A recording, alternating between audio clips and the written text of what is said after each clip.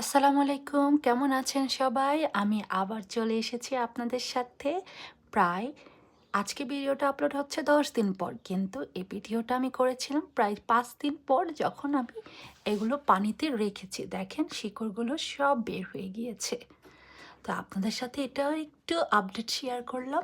শিকড় কিন্তু আরও বড় হবে, তখন আমি মাটিতে দিয়ে দেব। চাইলে এখন দিতে পারি, কিন্তু একটু হার্ড হবে মাটি ধরে রাখার জন্য।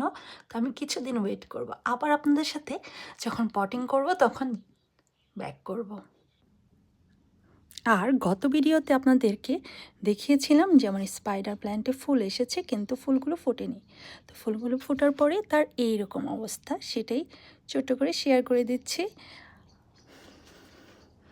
আমার মতো কারা কারা জানতো না যে স্পাইডার প্ল্যান্টে ফুল আছে, কমেন্টসে জানাবেন। তো আজকের মতো এখানেই, আল্লাহ হাফেজ।